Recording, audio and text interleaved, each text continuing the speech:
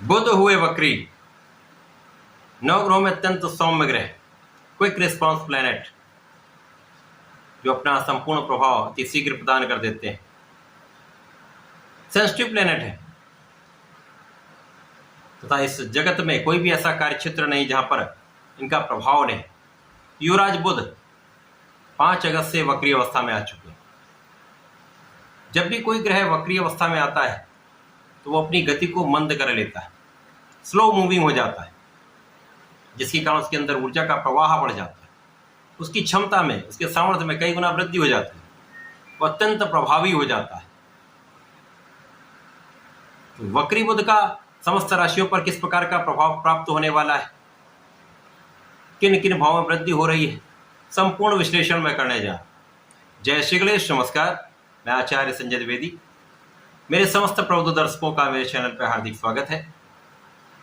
प्रिय दर्शकों, 5 अगस्त से वक्री बुध जहां पर ये वर्तमान समय में गोचर कर रहे हैं सिंह राशि में, वहां पर ये वक्री अवस्था में आ चुके हैं। अब सिंह राशि सूर्यदेव की राशि, जहां पर ये मित्र की राशि में है तथा यहाँ पर मित्र के साथ शुक्राचार्य के साथ इनका गोचर चल रहा है, जो अत्यंत महत्वपूर्ण है। अर्थात सिंह राशि में महालक्ष्मी योग बना हुआ है। जब ये वक्री हो जाए तो इनका प्रभाव कई गुना बढ़ जाए। अब बुध एकमात्र ऐसे ग्रह हैं जो अपना संपूर्ण प्रभाव त्वरित देते हैं, अति शीघ्र देते हैं, तथा इस जगत में कोई भी ऐसा कार्य क्षेत्र नहीं जहां पर बुध का प्रभाव नहीं होता। चाहे वो शिक्षा ज्ञान का क्षेत्र हो, कला जगत का क्षेत्र हो, गायन एक्टिंग डांसिंग का क्षेत्र हो, लेखन का क्षेत्र हो, अकाउंटिंग का क्षेत्र हो, कैलकुलेशन का क्षेत्र हो, बुद्धि से संबंधित तथा वाणी से संबंधित कोई भी कार्य बुध के कार्यकत्व में आता है। इसी प्रकार से छोटे से लेकर बड़ी इंडस्ट्री तक जितना भी व्यापार है वो बुध के कार्यकत्व में है। तो बुध का कोई भी परिवर्तन अत्यंत महत्वपूर्ण होता है।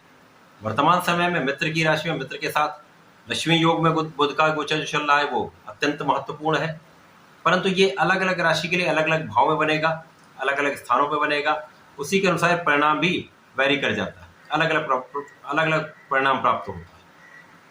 आज मैं मीन राशि के लिए, जो गुरुदेव बृहस्पति की राशि है, बुध के इस वक्री काल का किस प्रकार का प्रभाव प्राप्त होने वाला है, इस समय में कौन सा भाव प्रबल होगा, संपूर्ण विश्लेषण मैं पूर्ण तर्क के साथ करने जा। यदि कहीं पर कोई समस्या है तो उसका भी निराकरण मैं दूंगा।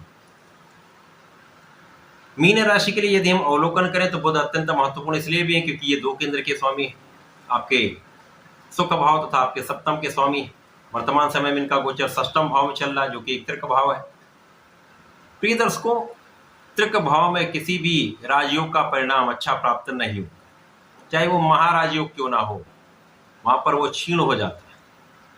यद्यपि ये मित्र की राशि है, परंतु रोग ऋण शत्रु का भाव त्रिक भाव है, जहां पर बुध निश्चित रूप से निर्बल होंगे। केवल सूर्यदेव को कोई त्रिक दोष नहीं लगता, बाकी सब समस्त ग्रह यहाँ निर्बल होंगे। बुध और शुक्र का संयोजन 6ठम भाव में आपकी भोग विलास में वृद्धि करने वाला हो। ऐश्वर्य वैभव भी बढ़ेगा, परंतु यहाँ पर भोग विलास भी बढ़ेगा। भोग विलास की अधिकता से रोग की अधिकता हो सकती है, आपको बहुत ध्यान रखना होगा।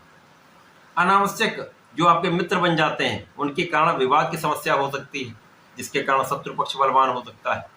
तो यहाँ पर आपको वाद विवाद से बचना है, भोग विलास की अधिकता से बचना है तथा अपने खाने पीने पर पूर्ण नियंत्रण रखना। पहले तो ये सावधानी आपको करनी होगी। दूसरा, इस समय में निश्चित रूप से 6ठम भाव का है, यहाँ पर आपके व्यापारिक भाव में वृद्धि होगी, ऋण लेने के प्रयास में सफलता मिलेगी। जब यहाँ पर सूर्यदेव का भी गोचर हो जाएगा 16 अगस्त से, तो इस बीच में जो एक विशेष योग बनेगा वो योग महायोग बनेगा। इस समय में आपके समस्त सरकारी कार्य जो अवरुद्ध हो रहे थे वो सफल होंगे, समस्त कार्यों में आपको सफलता मिलेगी। ऋण लेने का प्रयास यदि कर रहे थे वहां पर आपको सफलता मिलेगी। शत्रु पक्ष पर नियंत्रण हो जाएगा तथा आप अपने समस्त कानूनी समस्याओं में विजयी हो। इसी प्रकार से इस समय इस वक्री काल में 2 भागों में ये वक्री काल आप समझ सकते हैं। पहले एक 5 अगस्त से 22 अगस्त तक का समय है जब ये सिंह राशि में रहेंगे। उसके पश्चात ये गोचर करके आपके 5म भाव में चले जाएंगे, जहां पर ये निर्बल राशि में होंगे, चंद्रमा की राशि में, जहां पर ये प्रभावी नहीं होते। यहाँ पर ये 22 अगस्त से 28 अगस्त तक वक्री रहेंगे, उसके पश्चात ये मार्गी हो जाए। तो बुध का ये जो वक्री काल है, यहाँ पर राशि परिवर्तन भी, 5 अगस्त से 22 अगस्त तक पहले समझ लेते हैं, उसके पश्चात का समय 22 अगस्त से 28 अगस्त का उसके पश्चात में बताता। 5 अगस्त से 22 अगस्त के बीच में जो समय मिलेगा, जब 16 अगस्त से 22 अगस्त का समय त्रिग्रही योग बनेगा, विशेष रूप से आपको सफलता मिलेगी। संपूर्ण रूप से यहां पर आप सफल होने वाले। नए कार्यक्षेत्र में आपको जाने का अवसर मिलेगा, अपॉर्चुनिटीज बढ़ जाएंगी। जो लोग नौकरी का प्रयास कर रहे थे, सफल नहीं हो पाए थे, यहां पर ऐसे योग है जब आप सफलता प्राप्त कर सकते हैं। व्यापारिक भाव भी ठीक रहने वाला है। यदि यहां पर अनावश्यक ऋण लेंगे तो समस्या आ सकती है। अकारण व्यय से बचना होगा। यात्राएं आपके लिए अत्यंत लाभदायक होने वाली। इस समय जो लोग विदेश जाकर प्रयास करना चाहते हैं या व्यापारिक कार्य के लिए जाना चाहते हैं, उनके लिए ये सफलतादायक होगा।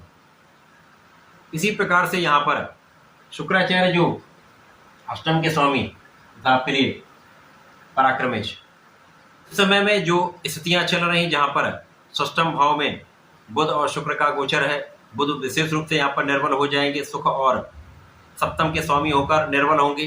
तो यहाँ पर जीवन साथी के साथ सामंजस्य में समस्या आएगी, आपसी मतभेद बढ़ जाएंगे, जीवन साथी के स्वास्थ्य में समस्या हो सकती है। इसी प्रकार से पार्टनरशिप में कहीं ना कहीं एक अवरोध, एक भ्रम की स्थिति बन जाती है, बहुत लाभ नहीं मिलता। आपके पास सुख साधन होते हुए भी आपके पास सुखों को उपभोग करने का जो योग बनता वो नहीं बन पाता है। सुखों का आप लाभ नहीं ले पाते, परिवार का सहयोग उतना नहीं मिल पाता। इसी प्रकार से लोगों के बीच में, जिनके बीच में आप कार्य करते हैं, नौकरी करते हैं, प्रोफेशन में हैं, उनसे भी कहीं ना कहीं सामंजस्य में कमी आ जाती है। अब बुध तो व्यापार के कारक हैं, जब षष्ठम भाव में होंगे तो व्यापार में भी एक अवरोध की स्थिति बन जाती है, एक बाधा आ जाती है, उतना अधिक लाभ आपको प्राप्त नहीं होगा। यद्यपि यहाँ पर लग्न के स्वामी का चतुर्दशम का संबंध बन रहा है, जिसके कारण बहुत कुछ स्थितियां कंट्रोल में होंगी, बहुत निर्बलता नहीं मिलेगी, परंतु कुल मिलाकर यहाँ पर स्थितियां कुछ निर्बल अवश्य होने पहले की अपेक्षा कम लाभ मिले। अब जब 22 अगस्त से बुध राशि परिवर्तन करके पंचम भाव में जाएंगे, जो कि ज्ञान का भाव है, शिक्षा का भाव, संतान का भाव, प्रेम का भाव है, यहाँ पर राहु की दृष्टि के प्रभाव में आ जाएंगे। तो निर्बल बुध पर राहु की दृष्टि का प्रभाव जड़ दोष बना देगा। तो निश्चित रूप से 22 अगस्त से 28 अगस्त का समय आपके लिए बहुत सावधानी का है, स्वास्थ्य समस्याओं से बचने का है, जीवन साथी के साथ सामंजस्य बनाकर चलने का है, जीवन साथी के स्वास्थ्य का ध्यान रखने का है, तथा अपने मन को भ्रमित होने से बचाने का है। यहाँ पर बुद्धि जड़ हो जाती है, तो यहाँ पर आपको ध्यान रखना होगा। ज्ञान के भाव में है, विशेषकर जो विद्यार्थीगण हैं उनका पढ़ाई से मन उचट सकता है, अरुचि हो सकती है, मन भ्रमित हो जाता है, अनावश्यक कल्पनाशीलता में मन चला जाता है। विशेष रूप से प्रेम संबंधों के लिए समय बिल्कुल भी अच्छा नहीं। यहाँ पर भ्रम के कारण विवाद की स्थिति बनती है, कष्ट की स्थिति बनती है। इन संबंधों के कारण आपकी पढ़ाई में अवरोध आ सकता है, आपकी शिक्षा में कहीं ना कहीं समस्या उत्पन्न हो सकती है। तो इससे बचना ही अत्यंत आवश्यक है। परंतु जब भी राहु बुध का एक प्रभाव प्राप्त होता है तो कूटनीतिक भाव प्रबल हो जाता है। परंतु चंद्रमा की राशि में चंद्रमा का नित्य परिवर्तन होता है, तो यहाँ पर भ्रमित होने से बचना है। यदि आप अपनी बुद्धि का सही उपयोग सही समय पर करेंगे तो लाभ तो अवश्य प्राप्त होगा। आपके ज्ञान से, आपकी शिक्षा से आप एक बड़ा लाभ लेने वाले, परंतु जब सही समय पर उसका उपयोग करेंगे तब। इसी प्रकार से संतान पक्ष के कारण भी कुछ समस्या, संतान के स्वास्थ्य में कुछ समस्या अथवा आपसी मतभेद कहीं ना कहीं क्लेश का कारण बनते हैं। बुध का जो ये वक्री काल है 5 अगस्त से लेकर 28 अगस्त तक मीन राशि के लिए ये पूरा समय कहीं ना कहीं सावधानी रखने का है।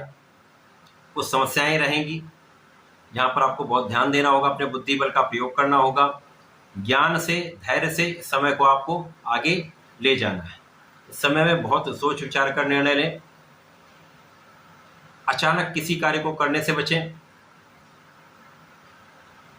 किसी ऊर्जा का प्रवाह अच्छा रहेगा, परंतु यहाँ पर अति आत्मविश्वास कहीं ना कहीं कष्ट का कारण बन सकता है। तो यहाँ पर सोच विचार कर धैर्य के साथ निर्णय लेना चाहिए। मीन राशि के जातकों को नियमित रूप से भगवान श्री हरि की शरण में रहकर ओम नमो भगवते वासुदेवाय का जप नित्य करना चाहिए।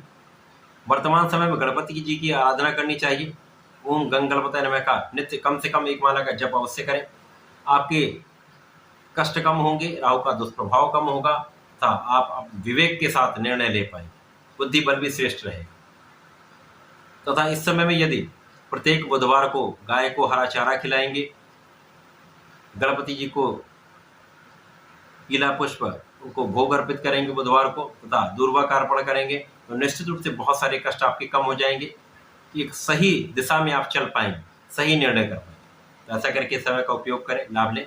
धन्यवाद, नमस्कार।